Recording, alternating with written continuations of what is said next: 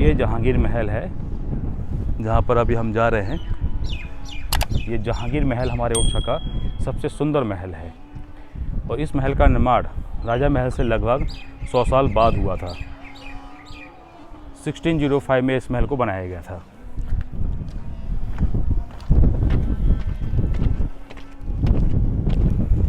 Left hand में आपको शीश महल देखने को मिल जाता है।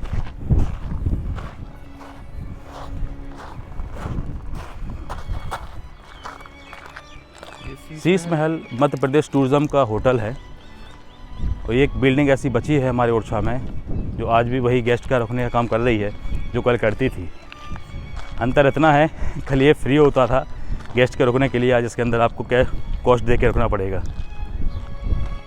ये ओरछा का सबसे सुंदर महल आपकी आंखों के सामने है। इस महल को ही हम जहांगीर महल के नाम से जानते हैं।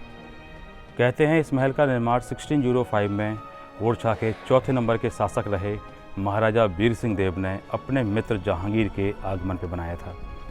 इनकी मित्रता भी कब हुई थी, जब जहांगीर अपने पिता अकबर से बगावत करके भागे थे। कहते हैं हिंदुस्तान का कोई भी हिंदू राजा जहांगीर की हेल्प के लिए आगे नहीं आया, लेकिन एक ओरछा के महाराज जिन्होंने डिसाइड किया था उनकी हेल्प करने का, क्योंकि यहाँ के राजा को ये जानकारी में था कि आने वाले समय में अकबर अपने बेटे को माफ़ जरूर करेंगे। ऐसा ही हुआ, इन्होंने दोस्ती निभाते हुए अब्बुल फजल को मारा था ग्वालियर के पास में। तो कहते हैं अब्बुल फजल जब मारे गए तो अकबर हताश और निराश हुए, तो उन्होंने अगला निर्णय अपने बेटे जहांगीर को माफ़ी देने का किया था। अब जहांगीर के माफ़ी देने के ठीक 6 महीने बाद अकबर बादशाह भी चल बसे। अकबर के बढ़ने के बाद 1605 में जो भारत के अगले बादशाह हुए उनका नाम सलीम जहांगीर था। अब जहांगीर के बादशाह बनते ही यहाँ के राजा ने इसी महल का निर्माण करा के जहांगीर को इनवाइट किया एक रॉयल गेस्ट की तरह। तो जहांगीर जब यहाँ पर आते हैं तो इसी महल में रुकते हैं जहाँ पर आप खड़े हैं। जहांगीर खाली एक रात के लिए आए थे और एक रात के लिए इतना बड़ा महल बुंदेला राजाओं ने बना के दिया था। इसको वन नाइट पैलेस ही बोलते हैं, क्योंकि जहांगीर के बाद ये महल खाली रहा, किसी भी हिंदू राजा ने अपने यूज में इसको नहीं लिया। इस महल के अंदर 236 कमरे बताए जाते हैं। इसके 100 कमरे तो खाली इसके बेसमेंट में हैं जो कि उनकी आर्मी के रुकने के लिए थे, और 3 स्टोरी इसके ऊपर की ओर जाते हैं जहां पर 136 कमरे उनके वीवीआईपी लोगों के लिए थे। इसके मेन कोर्टयार्ड में स्विमिंग पूल बनाया गया था। इवन इसके चारों कोने में जो टैंक्स आप देख रहे हैं वो सब इनके फ्लावर्स भरने के काम आते थे, ताकि यहाँ का पूरा वातावरण सुगंधमय बना रहेगा। अब आप देख रहे हैं कि ये पूरा महल हिंदू और मुगल आर्किटेक्चर का कॉम्बिनेशन है। ऊपर जो गुंबदें आप देख रहे हैं डोम्स आर मुगल आर्किटेक्चर। डोम्स के ठीक ऊपर हमें नज़र आता है लोटस फ्लावर, वो हमारा हिंदू आर्किटेक्चर में आता है। अब यहाँ जितने भी स्टेचू ऑफ एलिफेंट्स आप देख रहे हैं ये ब्रैकेट्स में लगे हुए हैं, ये पूरा हिंदू आर्किटेक्चर की निशानी है। अब इसके ऊपर जो ज्योमेट्रिकल पैटर्न आप देख रहे हैं वो मुगल आर्किटेक्चर में आता है। हिंदू और मुगल आर्किटेक्चर का कॉम्बिनेशन इसलिए है क्योंकि इस पैलेस को यहाँ के लोकल के राजा के द्वारा बनाया गया था जो हिंदू थे, और जहांगीर जो कि मुगल बादशाह थे। अब आप जानते हैं कि हिंदू और मुगल आर्किटेक्चर में सबसे बड़ा एक अंतर हमें देखने को मिल जाता है। हिंदू आर्किटेक्चर के ऊपर काफ़ी प्रकार के फिगर या आपको आकार मिलेंगे, बट मुगल आर्किटेक्चर के ऊपर नहीं मिलेंगे। अब जिस गेट से हम यहाँ प्रवेश लिए थे वो इस पैलेस का मेन गेट नहीं था। इस महल का जो मुख्य द्वार है ये खुलता है पूर्व दिशा की ओर। हम जहाँ ले चल के आपको दिखाएंगे हमारे ओरछा की प्राकृतिक सुंदरता, जो आज हमारे लिए गॉड गिफ्ट है, और वहाँ की बनी हुई सारी चीज़ों के बारे में एक्सप्लेन करेंगे। उसके बाद हम यहाँ वापस आते हैं, फिर एक मेन जो बालकनी यहाँ की है वहाँ से खड़े होकर के आपको वो मंदिरों का दर्शन होगा या मंदिरों के दीदार होगा जो बाहरी क्षेत्र में बने हुए हैं। तो वहाँ से एक जानकारी आपको ये भी मिलेगी कि ओरछा आज इतना प्रसिद्ध क्यों है। ये घना जंगल आप देख रहे हैं, उस ज़माने में ये टाइगर के लिए बड़ा ही फेमस था, लेकिन आज इसमें कोई टाइगर नहीं बचा है। और ये इस महल का मुख्य द्वार है। इसकी तुलना फतेहपुर सीकरी के बुलंद दरवाजे से होती है, लेकिन हाइट वाइज फतेहपुर सीकरी का दरवाज़ा काफ़ी ऊंचा बड़ा है। यहाँ पर आपको 2 बालकनी नज़र आती हैं। ये दोनों बालकनी उस ज़माने में लेडीज़ खड़े होने के लिए थी कि जब जहांगीर यहाँ से प्रवेश करने वाले रहेंगे तो उनके ऊपर वो फूलों की बरसात करेंगे। साथ ही नज़र आते हैं 2 हाथियों की जोड़ी। एक हाथी अपने सूर में घंटी लिए है और दूसरा वाला लोहे की चैन। कहते हैं इनके 2 अलग अलग ये प्रतीक बताए जाते हैं कि जो व्यक्ति हमारे यहाँ अपने हृदय में दोस्ती लेके आ रहा है हम उसका ही बैल बजा के स्वागत करते हैं, और जो लोहे की चैन लिए हाथी खड़ा है वो बुंदेला राजपूत राजाओं की शक्ति का प्रदर्शन भी कर रहा है। अब सामने हमें देखने में कुछ टेम्पल नज़र आते हैं। ये मंदिर आज खाली हैं। आप बाहर से पता लगा सकते हैं कि इन मंदिरों के ऊपर कोई ध्वजा नहीं है, तो फ्लैग का ना होना उन मंदिरों के अंदर पूजा होना बिल्कुल नहीं बताता है। नीचे एक छोटा सा महल एक डांसर के लिए बनाया गया था, इसका नाम राय प्रवीण था। और राय प्रवीण बहुत ही सुंदर डांसर ओरछा के बुंदेला राजाओं के पास में थी। यहाँ पर एक बिल्डिंग आपको नज़र आती है, ये उनके ऊँट बांधने का काम करते थे, इसलिए इसके लंबे लंबे गेट हैं कि इसके अंदर ऊँट आसानी से जा सकेंगे। उसके ठीक नीचे एक बहुत बड़ा बेसमेंट आपको नज़र आता है, जो कि उनके कैमल वगैरह का रखने की जगह थी। ये गोल जो आप जगह देख रहे हैं, ये पानी का टैंक हुआ करता था, यहाँ पर पानी भरते थे वो लोग। फिर हम इस तरफ नज़र डालते हैं तो कुछ प्राचीन कोठियाँ आपको नज़र आती हैं। आज कोठियाँ धराशायी जरूर हो चुकी हैं, लेकिन उस दौर में ये इनके सेवादार, आर्किटेक्ट, बावर्ची, हकीम एंड वैद सबके रहने की ये काम करते थे।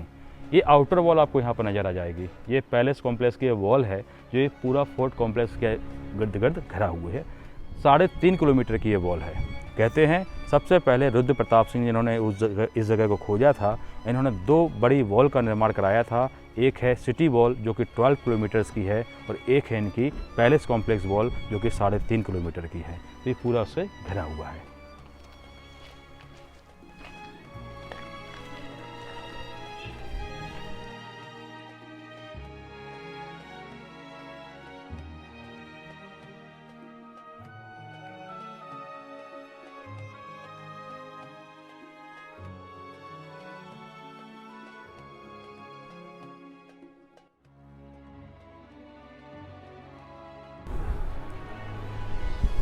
अब ये है ओरछा।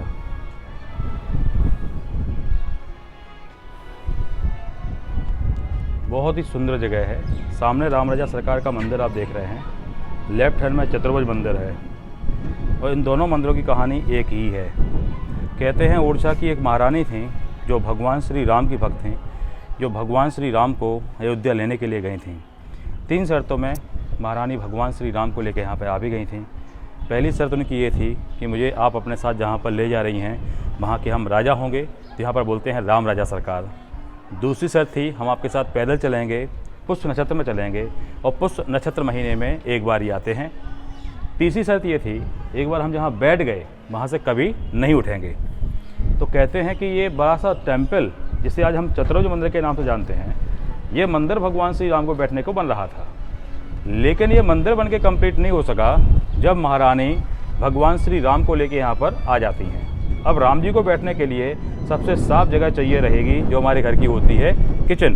तो आज जो राम राजा सरकार का मंदिर है, उस दौर में ये रानी का एक सेपरेट महल था, और जहाँ राम जी बैठे हैं वो उनकी किचन थी, जहाँ राम जी को बैठाला गया। फिर हिस्ट्री कहती है भगवान राम जी वहाँ से कभी नहीं उठे। शर्त थी ना, जहाँ बैठ गए सो बैठ गए। अब इस शर्त भगवान श्री राम ने क्यों ली थी भला?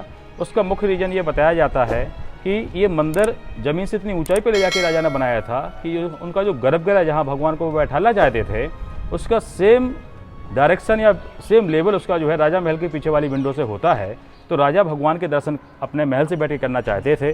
तो राजा के प्राउड को तोड़ने के लिए भगवान राम ने एक शर्त ली थी कि जहाँ हम एक बार बैठ जाएंगे वहाँ से उठेंगे नहीं। तो ये भगवान को पता था कि जब तक हम वहाँ पहुँचेंगे तो मंदिर बनके तो कंप्लीट नहीं हो सकेगा, तो कम से कम उस जगह पे तो नहीं बैठेंगे जहाँ राजा हमें अपने महल से बैठ के दर्शन करना चाहते हैं। तो भगवान वहाँ से नहीं उठे। बहुत बात में इसमें बड़ा वाले मंदिर में विष्णु भगवान को रखा गया, तो विष्णु भगवान के होने से उसमें उसका नाम निकला चतुर्भुज, 4 भुजाओं वाले विष्णु भगवान। इसी क्रम में हम लेफ्ट में देखते हैं तो कुछ मंदिरों के आकार की आपको छतरियाँ नज़र आती हैं। ये समाधियाँ हैं। राजा के मरने के बाद जहाँ उनको जलाते थे उसी जगह पर उनकी याद में एक स्मारक खड़ा करते थे, दैट वी कॉल छतरी। वो आपके नॉलेज में है कि हिंदू रिलीजन में क्रिमेशन ग्राउंड हमेशा मिलते हैं बैंक ऑफ दी रिवर। तो बेतवा नदी का वो किनारा है और वो सारी छतरियाँ लाइन से वहाँ पर बनी हैं। फिर हम दूर पहाड़ी के ऊपर एक बिल्डिंग देखते हैं, वो राम राजा मंदिर के ठीक पीछे से आपको देखने को मिल रही होगी। वो लक्ष्मी नारायण टेम्पल है और लक्ष्मी जी का वाहन उल्लू है। तो ये पूरा टेम्पल उल्लू के शेप में बना हुआ है। एक ऐसा मंदिर आपको हिंदुस्तान में यहाँ पर देखने को मिल जाता है जो किसी वर्ड के आकार का है। अब ओरछा न केवल प्रसिद्ध महलों के लिए है, ओरछा को प्रसिद्ध बनाने में सबसे बड़ा हाथ राम राजा सरकार के मंदिर का यहाँ होना है। तो मैं समझ सकता हूँ कि ओरछा हर एक एज के गेस्ट के लिए, टूरिस्ट के लिए कुछ ना कुछ यहाँ पर है। जैसे आध्यात्म की हम चर्चा करते हैं तो ये राम राजा सरकार का मंदिर जो हिंदुस्तान का नहीं विश्व का एक लौता मंदिर है, आस्था का केंद्र है, जहाँ हमारे राम जी बैठे हुए हैं, राजा के रूप में पूजे जाते हैं।